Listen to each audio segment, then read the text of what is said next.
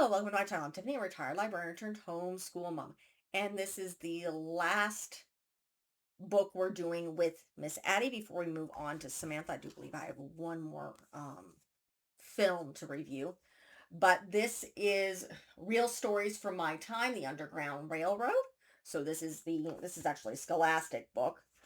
So this is kind of interesting. It talks about different people moving on the Underground Railroad, the different routes and things that people used.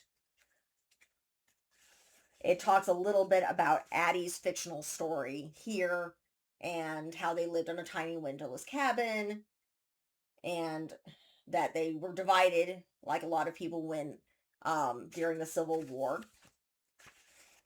So it does do some quotes from Addie's stories in here, but it talks about slavery in America and the plantation life. So again, there's various different quotes on Addie's stories. It talks about the abolitionists, William Lloyd Garrison, who was a white man, who was one of the strongest leaders. So, he helped quite a few people. It talks about Frederick Douglass, who was a well-known former slave here. Obviously, it talks about Sojourner Truth, who, what was her original name?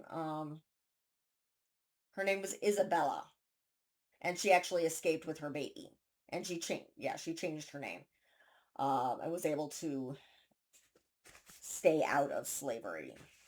It talks about, again, we have the quote where Addie's family is being ripped apart. Does the story, this talks about, what is his name? Is it William Box Brown? What was his name? Immediately. Yes. Let me see if that was. But yes, and talks about the songs they sang to indicate how they were going to escape to the north. Yes. Sorry, Henry Box Brown, where he literally had himself shipped in a box to get out. So talks about, again, we have a quote from Addie's escape.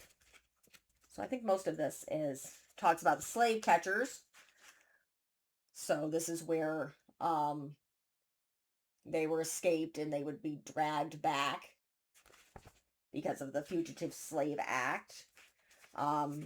All the rewards they would set out trying to get their slaves back, which again, this is one of the things that infuriated the North and helped spur them to want to fight the South, because now the South was interfering with their world. It was one thing for them to have their slaves in the South and keep it there, but now when their slaves escaped and came north, now they were coming after them and interfering and also grabbing people who were free. And this was pissing off people in the north. It's like, you're bringing your nonsense where we don't want it. Go away. And so they were getting pissed.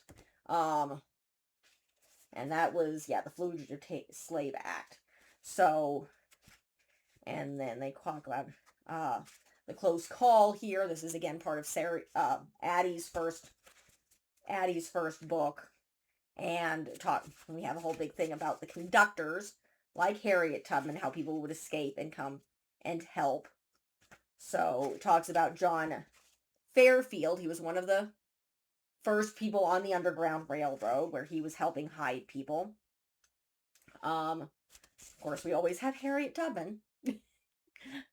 I always wonder what she would think about how, like, pretty much she is a household name and she's on a court. So, Daddy's story of freedom, how they were journeying, the different station houses, how people would hide them. Let's see, man by the name of Thomas Garrett.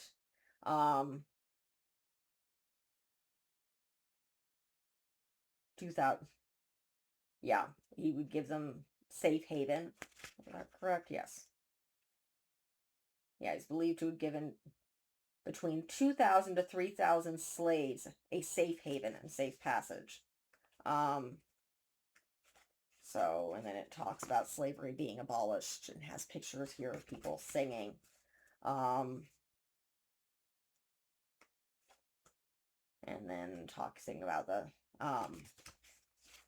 war being over. It does have an interesting thing on the back where it talks about Connie Porter, who's the writer of Addy's books, how she consulted a lot of studies. She listened to the slave narratives, and that's where she got Addy's way of speaking from.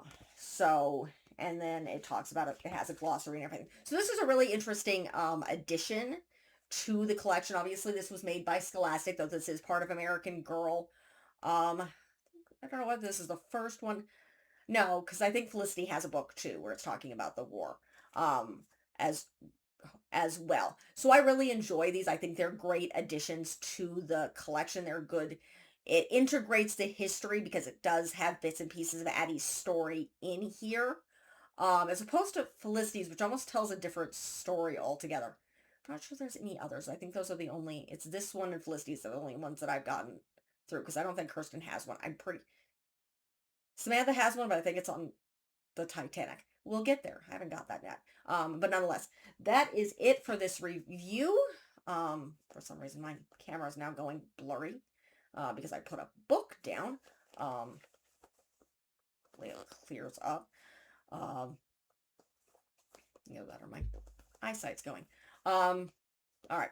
Nonetheless, that is it for this review. If you like what you see, be sure to like and subscribe, and I will see you next time. Thank you.